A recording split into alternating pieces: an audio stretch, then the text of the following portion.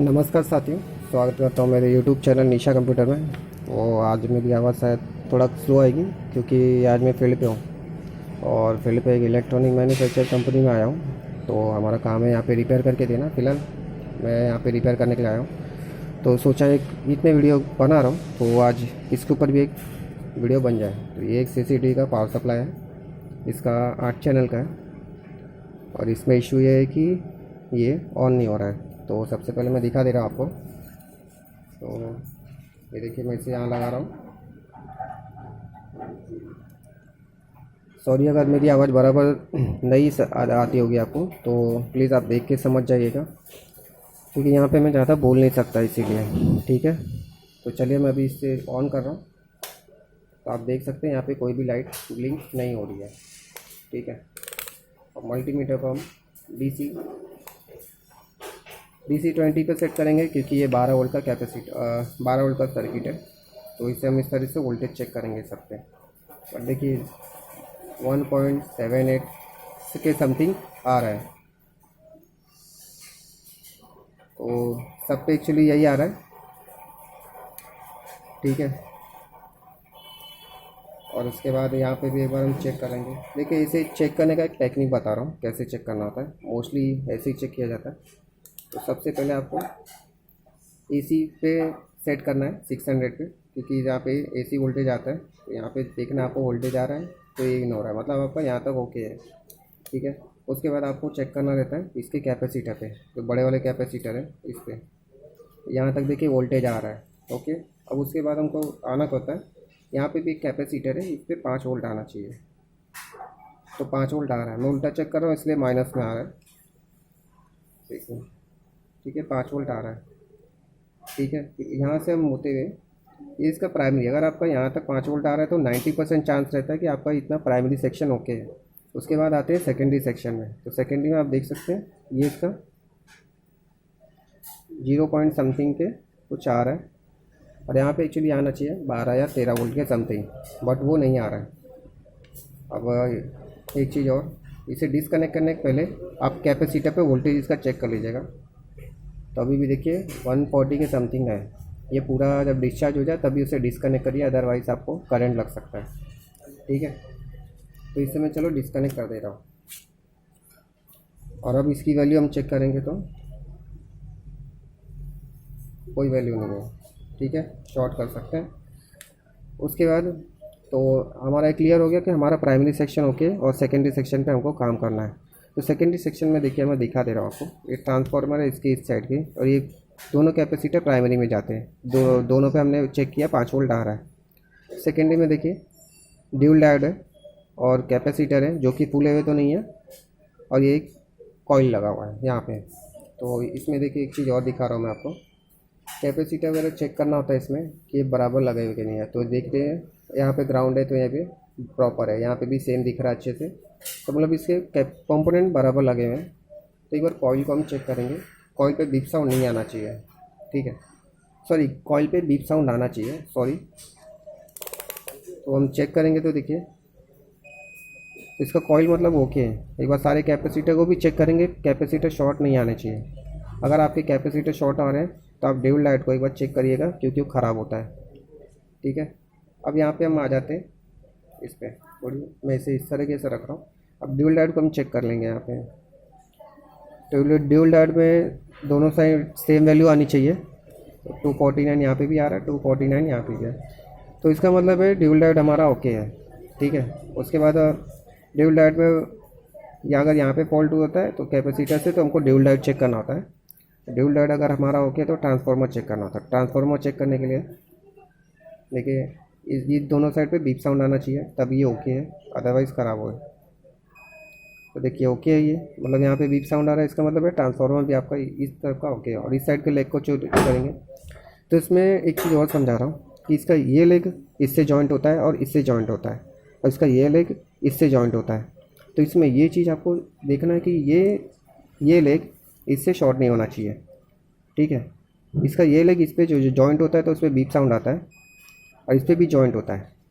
ठीक है, इसका मतलब पहला, दूसरा और चौथा ये शॉर्ट होते हैं। ये दो मतलब ये तीनों एक दूसरे से जुड़े रहते हैं और एक तीसरा और जो पांचवा है ये एक दूसरे से जुड़ा रहता है। तो ये चीज़ बहुत समझना ज़रूरी होता है इसमें, क्योंकि ये बहुत ख़राब होते हैं। तो यहाँ पे देखिए इस पर बीप साउंड नहीं आना चाहिए और ना ही इस पर। तो इस पर कोई भी बीप साउंड वगैरह नहीं है, तो इसका मतलब ये ओके है। तो ठीक है, यहाँ तक तो हम ओके हैं। तो इसका अब चेक करेंगे कि ये कंपोनेंट, पहले हम इस लेग से चेक करेंगे कि ये कहाँ कहाँ से जा रहा है। तो ये होते हुए यहाँ से जा रहा है, तो इसके बीच में आपको जो जो कंपोनेंट आता है आप उससे चेक करो, कोई भी शॉर्ट नहीं होना चाहिए। ठीक है, तो ये कौन सा कंपोनेंट है? ये सॉरी फ़ोन आ गया था तो मैंने कैंसिल कर दिया उसे। तो अब फिर से देख लीजिए। तो हम अब सबसे पहले क्या करेंगे कि इस टैग को चेक करेंगे कि ये टैग हमारा जा कहाँ है, ये रजिस्टर तक, इसकी रजिस्टर की वैल्यू। और यहाँ पे भी कुछ कंपोनेंट है, तो ये कैपेसिटर है।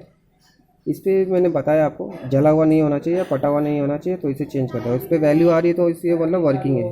ये मोस्टली ख़राब भी नहीं होते। ओके ठीक है, इस टाइप के कैपेसिटर। ठीक है, सॉरी। और ये एक रजिस्टर है, तो इसकी वैल्यू देखो कैसे है, येलो पर्पल और ऑरेंज, मतलब येलो 4 पर्पल 7 ऑरेंज 3, मतलब 47 किलो ओम का नहीं है, 47 किलो ओम का 470 किलो ओम, सॉरी देख लेते हैं। 47 किलो ओम ही होता है, 47 किलो का ओम का रजिस्टर होना चाहिए ये। तो हम चेक करेंगे तो ये कुछ 13.8 दिखा रहा है, बट निकालने के बाद वो चेक करेंगे तो उतना ही आएगा, क्योंकि इसमें लगा हुआ है इसीलिए इस पर दिखा रहा है ऐसा। ठीक है, तो हम इसे फिर से बजर पे रख देंगे। और इसके बाद आता है ये सॉरी ये बड़े कैपेसिटर है, बड़ा वाला। तो इस पर कोई शॉर्टिंग नहीं है, तो इसका मतलब ये ओके है।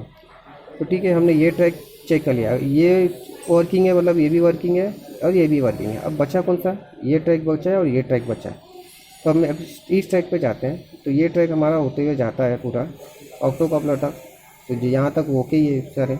तो ये सब जुड़ रहे हैं, एक आईसी वगैरह सभी जुड़ रहा है। तो आप ध्यान से अगर देखेंगे, नोटिस करेंगे, तो ये सब यहाँ से ऐसे होते हुए ये इस आईसी वगैरह में भी आ रहा है होते हुए। ठीक है, तो एक बार हम आईसी को भी चेक कर लेंगे। मोस्टली आईसी ऐसी कंडीशन में ख़राब नहीं होता है, क्योंकि उसका वोल्टेज ड्रॉप हो रहा है, बट लक बाई चांस होता भी है।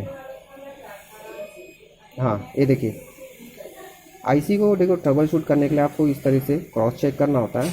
अगर आपको आईसी कहीं पे बीप साउंड आए तो उसे चेंज करना रहता है। तो देखिए यहाँ पे बीप साउंड आ गया, जबकि यहाँ पे ट्रैक जॉइंट नहीं है और ट्रैक जॉइंट होना भी नहीं चाहिए इस दोनों के बीच में। ठीक है, दोनों के बीच में ट्रैक जॉइंट नहीं होना चाहिए, लेकिन फिर भी ये बीप साउंड आ रहा है। और इस कभी कभी बहुत बार नोटिस किया है कि ये दोनों भी शॉर्ट होते हैं, पर ये वर्किंग है। बट ठीक है, सॉरी यहाँ पे नॉइज़ बहुत आ रहा है, बट ठीक है मैं एडजस्ट कर रहा हूँ। तो हम इस आईसी को चेंज करेंगे। ठीक है, मुझे इस पर डाउट हो गया और हमने चोर को पकड़ लिया। तो इसे निकालने के लिए सबसे पहले आप क्या कीजिए कि इसे ड्राई शोल्डर करिए। ठीक है, और इसे कैसे निकालते हैं आज वो भी दिखा देता हूँ मैं आपको। सॉरी गाइस, नॉइज़ ज़्यादा होने की वजह से मुझे वीडियो स्टॉप करना पड़ रहा है। ठीक है, आप देख रहे हो कैसे कैसे नॉइज़ आ रहा है। मैं वीडियो स्टॉप कर रहा हूँ और इन सब इस आईसी को तब तक निकाल लेता हूँ। वीडियो में बने रहिए। सॉरी, ज़्यादा नॉइज़ होने की वजह से मुझे स्टॉप करने पड़ रहे हैं, पर ये आयरन को अभी मैं हीट कर रहा हूँ। इस तरीके से इसे निकाल लीजिए। ठीक है, अच्छा पड़ता है, ये सबसे अच्छा पड़ता है अगर इस तरीके से आप निकाल लेते हैं तो।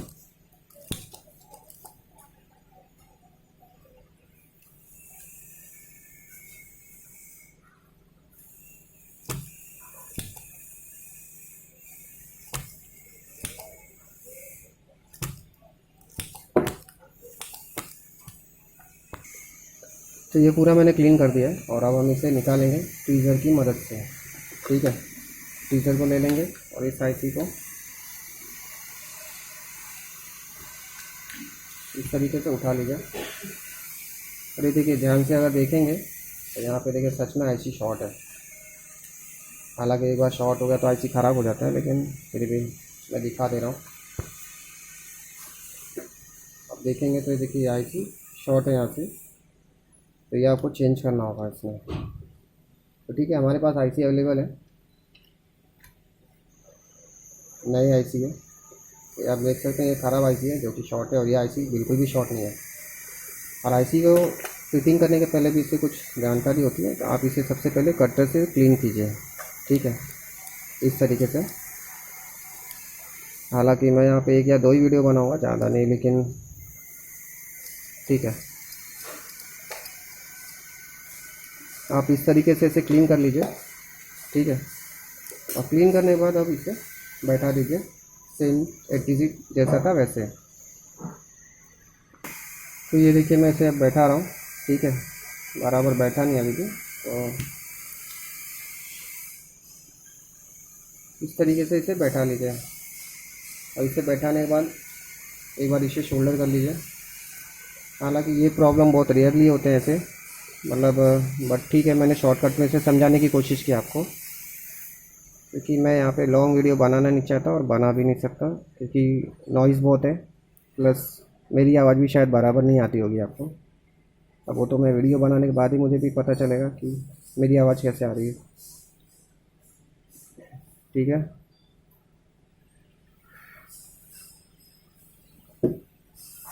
अब ये हो चुका है। अब एक बार हम इसे फिर से क्रॉस चेक करेंगे कोई इससे वीक साउंड आ रहा है या नहीं। मल्टीमीटर को देखो बजर मोड पे रखिए और इस तरीके से इसे चेक कर लीजिए, ठीक है। कोई भी बीप साउंड इस पर नहीं है। तो एक बार हम इसे अब फिर से चेक करेंगे। नीचे कोई भी शॉर्ट होने जैसी चीज़ मत रखिएगा, अदरवाइज़ आपका बोर्ड उड़ जाएगा।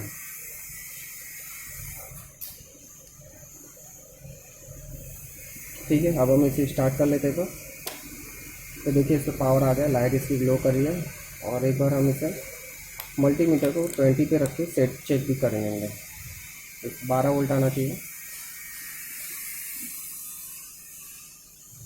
ठीक है। 13 पॉइंट आ रहा है क्योंकि ये ऊपर है। इसे हम नीचे करेंगे तो बंद कर लेता हूँ मैं। और इसे ये यहाँ पे जाम हो चुका है, ठीक है। एनीवे फिर से ऑन करेंगे हम इस पर और